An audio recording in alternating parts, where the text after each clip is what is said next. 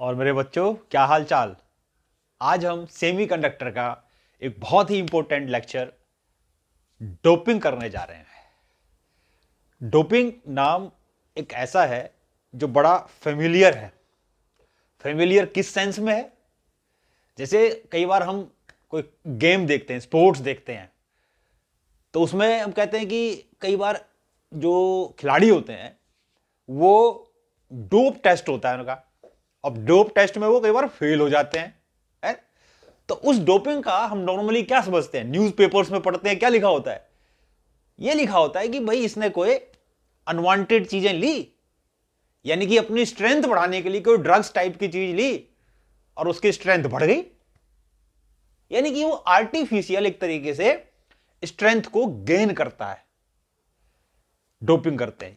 तो इसको हम डोपिंग कहते हैं। ये स्पोर्ट्स में बहुत फेमस है। तो क्या आपको पता है कि जो डोपिंग होती है ये सेमीकंडक्टर में भी होती है, और सेमीकंडक्टर की भी स्ट्रेंथ जो होती है, उसकी स्ट्रेंथ क्या है? उसकी स्ट्रेंथ है कंडक्टिविटी। यानी कि डोपिंग जैसे वहां होता है अपनी स्ट्रेंथ को बढ़ाने के लिए, ऐसे ही डोपिंग सेमीकंडक्टर में भी करते हैं, सेमीकंडक्टर की कंडक्टिविटी को बढ़ाने के लिए, यानी कि उसकी स्ट्रेंथ को इंक्रीज करने के लिए। तो कहने का मतलब जैसे डोपिंग वहां, वैसे ही डोपिंग सेमीकंडक्टर में भी, लेकिन किस लिए? कंडक्टर की यानी सेमीकंडक्टर की कंडक्टिविटी को इंक्रीज करने के लिए। तो प्रोसेस क्या है? क्या कहते हैं डोपिंग? डोपिंग एक डेलिब्रेट एडिशन है इंप्योरिटी एटम्स का इन अ प्योर सेमीकंडक्टर। तो व्हाट इज डोपिंग? सेमीकंडक्टर के टर्म्स में क्या लिखेंगे कि डोपिंग क्या होती है? Doping is the deliberate addition of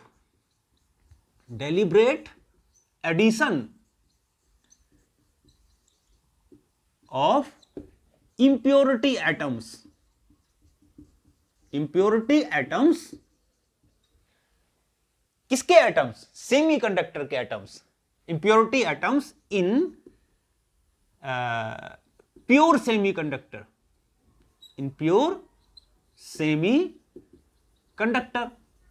यानी कि एक सेमीकंडक्टर क्रिस्टल में बाहर से कोई भी इंप्योरिटी एटम्स डालना ही डोपिंग कहलाता है।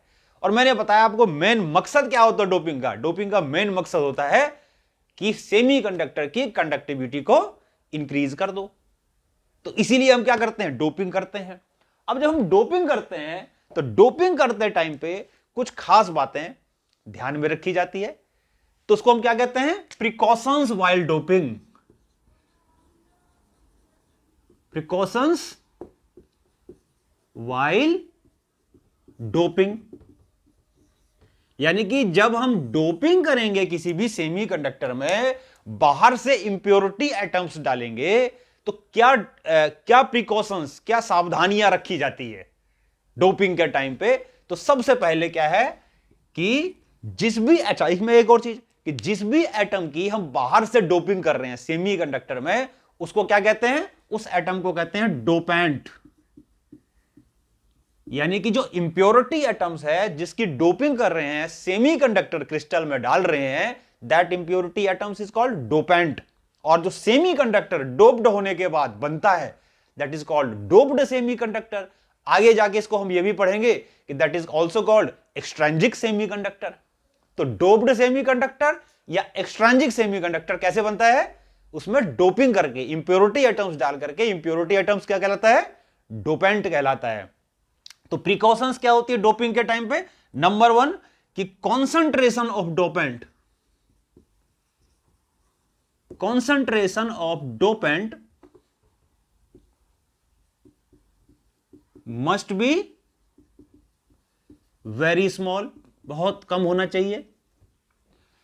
Less than 1% of crystal atom, जो क्रिस्टल एटम है उससे भी 1% कम होना चाहिए।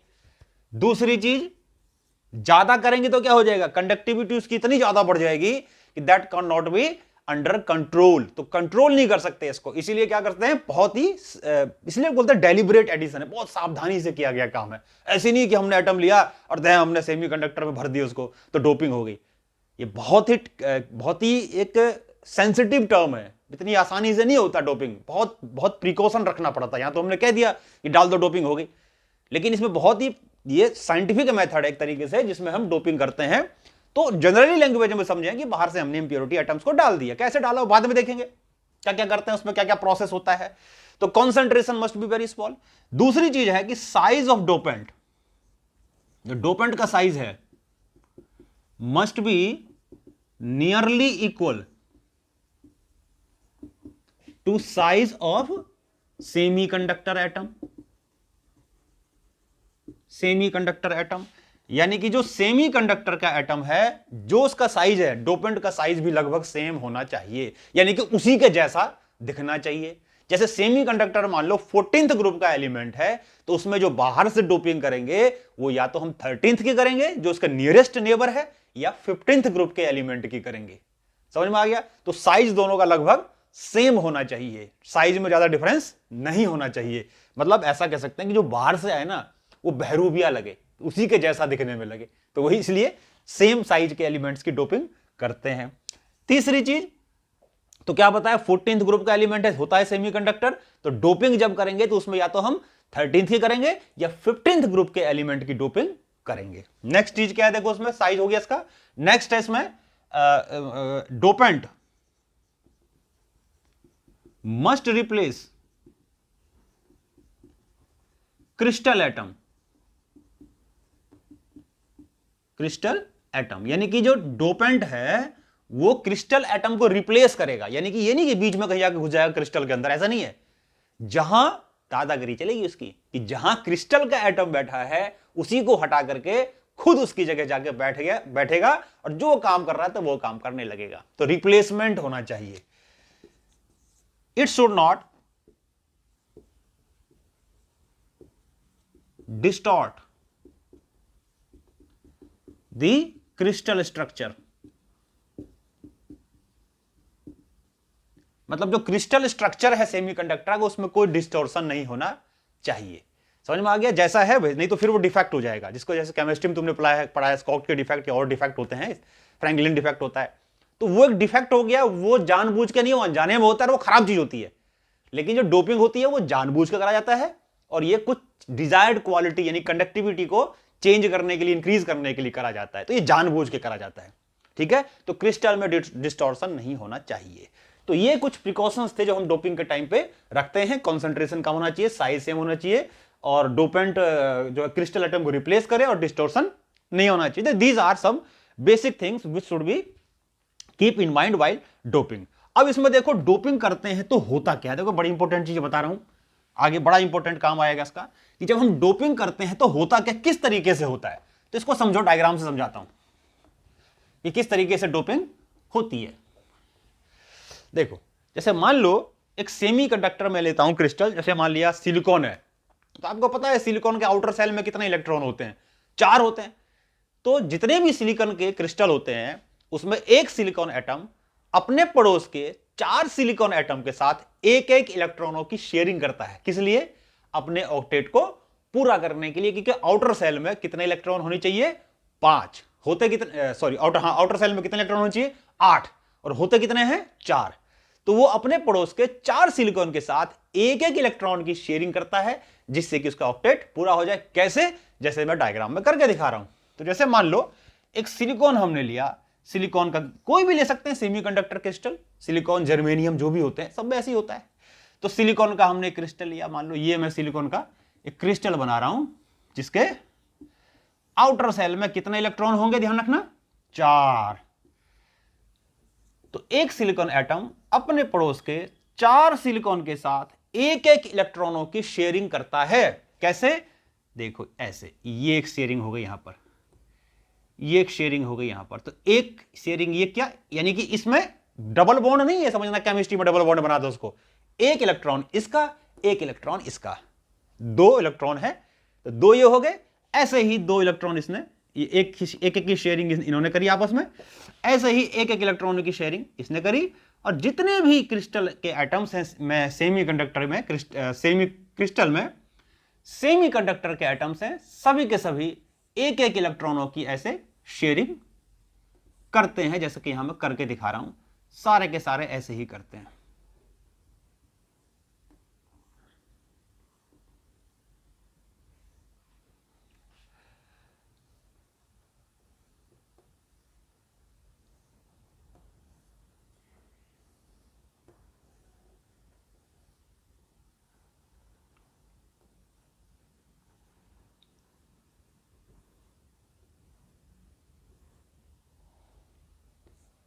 ये देखो ऐसे इन्फाइनाइटली ये चेन चलती है और हर एक सिलिकॉन अपने पड़ोस के 4 सिलिकॉन के साथ एक एक इलेक्ट्रॉन की शेयरिंग करता है। अब उसके बाद देखो होता क्या है, जैसे ही इसमें हमने सिलिकॉन क्रिस्टल में बाहर से कोई भी एक इंप्योरिटी एटम डाल दिया, तो जैसे मैंने बताया कि जो इंप्योरिटी एटम्स होते हैं या तो वो क्या होते हैं, या तो वो 13th ग्रुप के एलिमेंट होते हैं या 15th ग्रुप के एलिमेंट होते हैं। तो मान लो यहां पर जैसे कि मैं एक 15th ग्रुप का एलिमेंट कोई भी ले लेता हूं, जैसे कि 15th ग्रुप में कौन से एलिमेंट होते हैं, जैसे कि आपका नाइट्रोजन होता है, फास्फोरस होता है, तो कोई भी एक एलिमेंट ले लेते हैं जो 15th ग्रुप का है, जो इसी के जैसा है, यानी कि बहरूपिया है। ठीक है, इसके अंदर चला गया और इसने इसको रिप्लेस कर दिया, देखो इसको हटाया और इसकी जगह फास्फोरस आ गया। देखो इस प्रोसेस में होगा क्या, ये बड़ी इंपॉर्टेंट टर्म है, चीज है समझने वाली बात कि ये प्रोसेस में होगा क्या। देखो एक सिलिकॉन ने यहां जब सिलिकॉन था 4 इलेक्ट्रॉन की एक इलेक्ट्रॉन की शेयरिंग करी थी अपने ऑक्टेट को कितने करने के लिए, 8 करने के लिए, क्योंकि इसका आउटर सेल में इसके 4 थे। तो जब यहां से एक सिलिकॉन यहां से बाहर निकला तो अपने साथ कितने इलेक्ट्रॉन ले गया, 4 इलेक्ट्रॉन ले गया। तो एक जगह यहां खाली हो गई, एक जगह यहां खाली हो गई, एक जगह यहां खाली हो गई और एक जगह यहां खाली हो गई, क्योंकि जो इसके इलेक्ट्रॉन्स थे वो तो इसके साथ बाहर निकल गए इसके साथ। ठीक है, अब इसके अंदर हमने क्या किया, फास्फोरस डाल दिया। फास्फोरस के पास कितने इलेक्ट्रॉन होते हैं, 5। ठीक है, तो जैसे ही 5 इलेक्ट्रॉन हमने फास्फोरस डाला तो 4 को तो खाली जगह मिल गई, यहां एक एक जगह खाली थी, क्योंकि जब ये यहां से सिलिकॉन निकला तो एक एक जगह खाली करके गया होगा, एक एक इलेक्ट्रॉनों को अपने साथ लेके गया होगा, तो वो इलेक्ट्रॉन की जगह खाली बच गई होगी। तो उस खाली जगह को भरने के लिए क्या हुआ, इसके आउटर सेल में 5 इलेक्ट्रॉन है तो 4 ने उस जगह को खाली भर दिया, 4 ने भर दिया, लेकिन एक इलेक्ट्रॉन ऐसा रह गया जिसको कोई जगह ही नहीं मिली, घर निकाला हो गया उसका है। तो वो तो बेचारा क्रिस्टल के साइट के अंदर गया ही नहीं, वो तो क्या होगा, वो तो अंदर ही ऐसे ही भटकता रहेगा। वो इलेक्ट्रॉन तो जो रह गया, जो क्रिस्टल के अंदर नहीं जा पाया वो तो रहा, और जो चला गया ठीक है बॉन्ड के अंदर चला गया, लेकिन जो नहीं जा पाया वो भटकता रहेगा, यानी कि फ्री रहेगा। इसका मतलब डोपिंग करके क्या किया हमने कि जितने हमने पेंटावलेंट एटम की इंप्योरिटी एटम्स डाली उतने इलेक्ट्रॉन फ्री होते गए। और फ्री इलेक्ट्रॉन मतलब दे कैन मूव, और मूव कब करता है इलेक्ट्रॉन, जब हमने पढ़ा था, जब वो कंडक्शन बैंड में होता है। इसका मतलब कि ये जो इलेक्ट्रॉन्स हैं जो डोपिंग करने के बाद फ्री हो रहे हैं वो कंडक्शन बैंड में ऑलरेडी है। समझ में आ गई बात। तो इस तरीके से डोपिंग करते हैं। अब एक चीज देखो, एक और समझते हैं। तो हमने देखा कि जितने हम पेंटावलेंट इंप्योरिटी एटम्स डालेंगे इसका मतलब उतने ही इलेक्ट्रॉन फ्री होते जाएंगे जो करंट को कैरी करेंगे। ठीक, अब आगे देखो क्या है। अब इसमें आगे यह है कि सपोज करो मैं पेंटावलेंट की जगह कोई दूसरा एटम डाल देता हूं।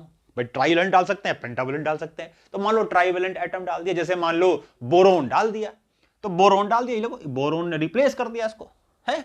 अब जैसे ही बोरोन ने रिप्लेस किया क्रिस्टल एटम को, तो सिलिकॉन अपने साथ 4 इलेक्ट्रॉनों को ले गया पहले की तरह, 4 जगह खाली हो गई, वैकेंट स्पेस बन गई है।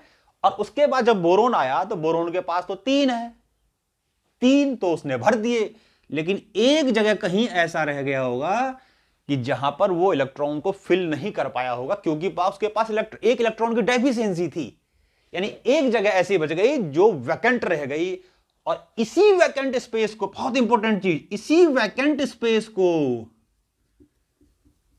हम कहते हैं होल्स।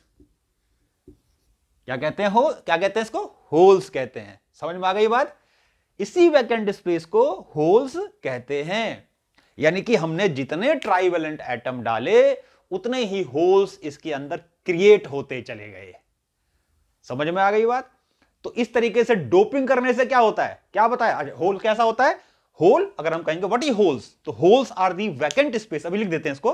तो जितने ट्राइवेलेंट एटम डाले उतने ही वैकेंट स्पेस बनते गए। और वैकेंट स्पेस अभी बताएंगे पॉजिटिव चार्ज होता है जब ये इलेक्ट्रॉन बाहर निकला। अब देखो यहां पर ये क्रिस्टल क्रिस्टल का जो एटम होता है वो इलेक्ट्रिकली न्यूट्रल होगा, है ना। यानी ऐसे मानो जब यहां इलेक्ट्रॉन रहा होगा तो उसके पीछे पॉजिटिव चार्ज भी रहा होगा, उसने उसको ढक रखा है, दिख नहीं रहा। जैसे इलेक्ट्रॉन बाहर आ गया वैकेंट स्पेस बन गया, उसके पीछे जो पॉजिटिव चार्ज छुपा हुआ था वो दिखने लग गया। इस वैकेंट स्पेस को होल्स कहते हैं और ये पॉजिटिवली चार्ज होता है और उस पर उतना ही पॉजिटिव चार्ज होता है जितना इलेक्ट्रॉन पे नेगेटिव चार्ज होता है। समझ में आ गया? तो जितने हमने ट्राइवेलेंट एटम डाले उतने ही होल्स क्रिएट होते गए। समझ में आ गया? तो सेमीकंडक्टर की जो कंडक्टिविटी होती है वो इलेक्ट्रॉनों से भी होती है और होल्स से भी होती है। समझ में आ गई बात? फ्री इलेक्ट्रॉन कब करंट कैरी करता है? जब वो कंडक्शन बैंड में होता है। और होल्स कब करंट कैरी करता है? जब वो वैलेंस बैंड में होता है। याद रखना इस चीज को। इलेक्ट्रॉन कहां करंट कैरी करता है? कंडक्शन बैंड में। होल्स कहां करंट कैरी करते हैं? वैलेंस बैंड में। ठीक। और डोपिंग करने से क्या होता है? या तो इलेक्ट्रॉन फ्री हो जाते हैं या होल्स बन जाते हैं। और क्योंकि सेमीकंडक्टर में दोनों चीजें करंट कैरी करती है, तो वो करती है या वो करती है, दोनों ही मिलकर कर सकती है। समझ में आ गया? तो इसका मतलब डोपिंग करने से हमने जो करंट कैरी करता है उसको, उस चार्ज को बना दिया, तो करंट कैरी करने की कैपेसिटी भी बढ़ गई। तो डोपिंग इसलिए करते हैं। और डोपिंग से क्या याद रखना? इलेक्ट्रॉन फ्री होते हैं या होल्स बनते हैं। ठीक है। तो होल्स की अगर हम डेफिनेशन लिखे, या आपने उम्मीद करता हूं नोट कर लिया होगा साथ साथ में सारा।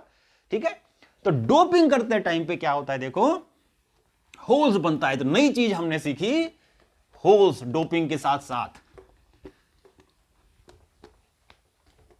डोपिंग के साथ साथ हमने होल्स भी समझा। तो होल्स क्या होते हैं? ये होते हैं vacant spaces, spaces found in the crystal lattice of semiconductor having charge equal to charge of electron but it is positive charge. लेकिन ये कैसा चार्ज होता है? पॉजिटिव होता है। और वैकेंट स्पेस होती है और उतना पॉजिटिव होता है जितना इलेक्ट्रॉन पर नेगेटिव चार्ज होता है। तो सेमीकंडक्टर की जो इलेक्ट्रिक कंडक्टिविटी होती है, इलेक्ट्रिक कंडक्टिविटी ऑफ सेमीकंडक्टर, ये दो तरीके से होती है। दो चीज करंट कैरी करता है। टोटल कंडक्टिविटी जो होती है सेमीकंडक्टर की, ये इलेक्ट्रॉन की वजह से भी होती है और होल्स की वजह से भी होती है। तो टोटल कंडक्टिविटी क्या हो जाएगी? आई का मतलब electron due to movement of the free electrons, और फ्री इलेक्ट्रॉन्स कहां मूव करते हैं? कंडक्शन बैंड में। और current due to the movement of holes, और ये कहां होते हैं? वैलेंस बैंड में। तो दो चीजें हुई। होल कैसे बना? फिर हमने समझा कि होल जब बना तो उसके लिए एक बड़ी इंपॉर्टेंट चीज थी जिसको हम कहते थे डोपिंग, जो कि हमने समझा। करते क्यों है? इलेक्ट्रॉन होल बनाने के, इलेक्ट्रॉन्स एंड होल्स बनाने के लिए, इलेक्ट्रॉन्स को फ्री करने के लिए और होल्स को बनाने के लिए। क्यों? क्योंकि सेमीकंडक्टर की कंडक्टिविटी बढ़ानी है इसलिए। तो इस तरीके से हमने आज डोपिंग समझा, होल्स के बारे में समझा और फॉर्मेशन ऑफ होल्स के बारे में समझा। फिर हमने देखा कि इलेक्ट्रिकल कंडक्टिविटी सेमीकंडक्टर की इलेक्ट्रॉन से भी होती है, होल्स से भी होती है। अगले लेक्चर में हम टाइप्स ऑफ सेमीकंडक्टर के बारे में शुरू करेंगे कि कितने तरह के सेमीकंडक्टर होते हैं और उनके कुछ छोटे छोटे फार्मूले भी पढ़ना शुरू करेंगे। तब तक जो पढ़ाया पढ़ते रहो, अगले लेक्चर की तैयारी करते रहो। Tata bye, see you.